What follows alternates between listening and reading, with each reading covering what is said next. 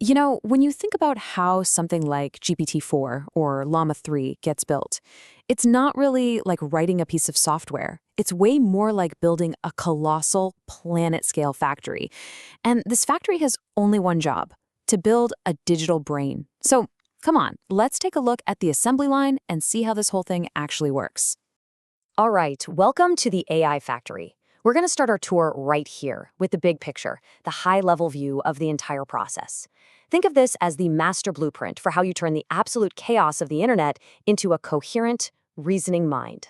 The whole process really breaks down into four main stages. First up, we have to gather the raw materials, and we're talking just unimaginable amounts of text and code. Second, that all goes through some intense quality control to get cleaned up. Third, the data finally hits the assembly line, where it gets processed for months. And finally, out pops our final product, a fully pre-trained AI model. Today, we're going to get our hands dirty and dive deep into those first three stages, the whole journey from raw data to a fully formed digital brain. This entire process, the whole thing, is called pre-training. It's really the foundational learning stage. You can think of it as an AI's entire childhood and education all crammed into one intense period. And it is by far the most expensive and the most time-consuming part of the whole deal, where the model just sits and reads and learns, building its basic understanding of, well, everything. But here's what's so wild. This entire ridiculously complex factory, all the data, the supercomputers, the months and months of training, it all boils down to teaching the AI one incredibly simple task: predict the next word in a sentence. That's it. That's the whole game. It just has to get that one thing right over and over and over, billions of times a second. Okay, so every factory needs raw materials, right? Well, for our AI factory, that material is data. So let's take a look at what we're actually feeding this gigantic machine. And I gotta tell you, the scale here it's almost impossible to wrap your head around. Look at that number, 100 trillion. That's roughly how many tokens, you can basically think of them as words, a frontier AI model is gonna read during its training. It is like reading every single book ever written and every web page ever published millions of times over. It's just a staggering amount of information. But here's the thing, you can't just dump all that data into the machine. You need some serious quality control. And one of the most important steps is called dataset deduplication. The best way to think about it is like this. Imagine going through a library with a million magazines and just throwing away all the duplicate copies. You do this so the AI doesn't waste its precious time just memorizing the same article over and over again. It's all about efficiency. So what's the actual diet of a modern AI? Well, the bulk of it, more than half, is just general data from the web. But look at the other ingredients in the mix. You've got a really healthy portion of computer code, books to help it learn about storytelling and structure, academic papers for that deep, specialized knowledge, and even a small but growing slice of synthetic AI-generated data. Let's talk about that slice of code for a second, because this is one of the most fascinating discoveries in the last few years. It turns out teaching an AI how to program doesn't just make it good at writing code, it actually makes it better at logic, at reasoning, and even at solving math problems. Something about the structured, logical thinking you need for coding seems to build a solid foundation for reasoning in general. It's pretty amazing. Okay, so we've gathered our raw materials, we've cleaned them all up. Now it's time to head to the main factory floor. This is where we see the training marathon in action, a process that can take many, many months running nonstop on tens of thousands of super powerful computers. For a little while, the guiding philosophy for training was this idea called chinchilla, which was all about a specific ratio between the model size and the data it learned from. But, well, the industry has already moved on. The new philosophy is all about being inference optimal. And the business logic behind it is a total game changer. So here's the core business logic. Why would you overtrain a model, feeding it way more data than the old rules suggested?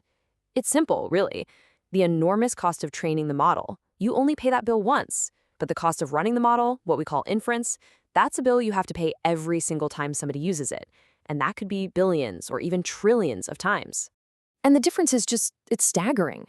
The old chinchilla rules suggested a ratio of about 20 data tokens for every one parameter in the model. The new inference optimal approach, it cranks that ratio way up to 200 to 1, or in some cases, even 500 to 1. So you take a smaller, more efficient model, and you make it incredibly smart by showing it just vast amounts more data. It costs more upfront to train, but it's so much cheaper to run for everyone in the long run. Of course, running this factory at such a massive scale is not easy. The engineers face these huge, huge challenges. Sometimes the model's error rate, what they call its loss, will just suddenly spike out of nowhere, and that can potentially ruin weeks of progress.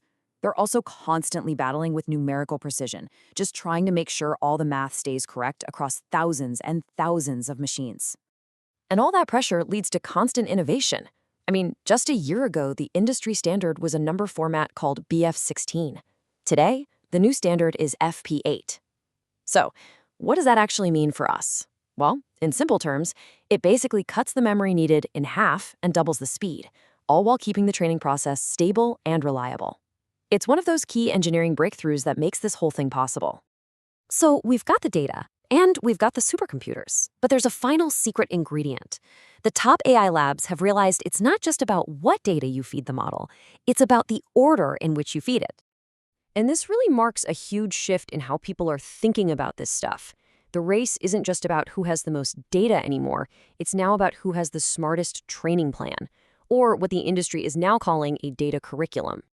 A data curriculum is pretty much exactly what it sounds like. It's a syllabus for an AI.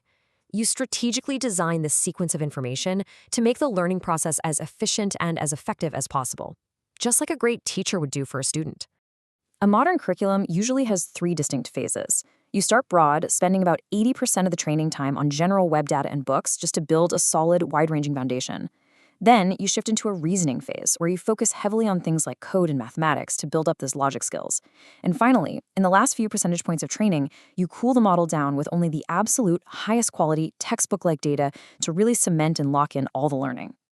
All right, we've toured the factory, we've seen the raw materials, we've watched the assembly line, so let's bring it all together with the single most important lesson from inside the AI factory today. The source material really puts it perfectly. At this scale, deduplication and quality filtering are the primary differentiators. In other words, when you're dealing with trillions and trillions of words, the real competitive advantage, the secret sauce, it all comes from how well you clean, filter, and curate all of that data. So, building a frontier AI model is no longer a brute force problem of just getting more data. It's a precision problem. It's about curation, it's about curriculum, and it's all about quality. A smaller, cleaner, better organized dataset will beat a larger, messier one every single time. And all of this leads to a pretty mind-bending question for the future. We've seen that a tiny slice of the training data is already synthetic. It's made by other AIs. So if data quality is the ultimate advantage, what happens when an AI can generate its own perfect, bespoke curriculum? What happens when it learns to drill its own wells?